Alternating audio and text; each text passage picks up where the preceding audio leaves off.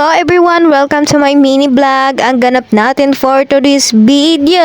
At tara, samahan nyo naman kami sa ganap namin ngayong araw. Let's go! Pagkadating nga ng asawa ko galing sa trabaho at sinabi ko sa kanya na magsimba kami today at magbabawas kami ng kasalanan namin for today's video. At tara, samahan nyo kami. Hindi na nga talaga kami nag-almusal kasi anong oras na to at medyo tinanghali ng gising ang baby bossing namin. Kaya naman pagkadating ng asawa ko, gumayak agad kami. Naligo lang kaming tatlo. Syempre, need natin magpa-refresh para naman hindi tayo halatang stress. Mas maganda ko talaga o mas prepare ko talaga pag umaga ako nagsisimba, hindi sa hapon. Pero magkakaiba naman talaga tayo. Siya yun na nga nung naglalakad na kami, syempre naghanap na kami ng masasakyan namin at ayan, nabiyahe na kami at for the go na to. Grabe talaga yung 2025 namin, Diyos ko. Sana naman wag tayong panghinaan ng loob. Lalo na ngayon na malapit na matapos ang 2025 ay nako, parang palakas ng palakas talaga. Talaga namang hinahamon talaga kami, aba. Pero syempre, lalaban pa rin tayo. Lalakasan natin yung loob natin para sa anak ko. May anak ako na alam kong kailangan niya ako. Ipagigising ko sa araw-araw namin na parang merong nagbubugbog sa akin o sinasaktan ako pag kumikilos ako. Hindi ko alam ang bigat ng katawan ko talaga. O siguro nai-stress lang ako kaya ganyan yung nararamdaman ko, ganyan na sa isip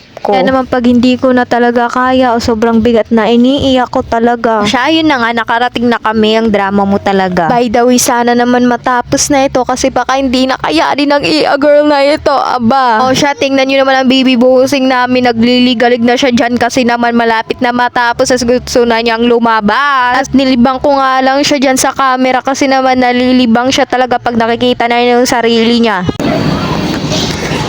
Napansin niyo po ba yun? O wala na? Ay, ganun pa father? May ganun pala. Usahin natin ulit yung gospel.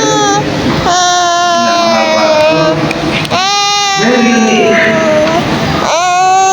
Isipin niyo po yung mga talinghaga ni Jesus. Halimbawa, the parable of the prodigal son. At nung nag-iingay na nga siya na pagdesisyon na namin mag-asawa na lumabas na lang muna. At sabi ko nga tapusin na lang natin kasi naman malapit na itong matapos. At yan nga pagkatapos, ayan naman tingnan yung basang-basa talaga kami kasi na marang pinaliguan kami ni Padre. Na ba talaga kalaki yung kasalanan namin? O siya, yan lang po muna. Thank you Lord sa araw na ito at salamat sa mga nanonood. Bukas po ulit. Salamat!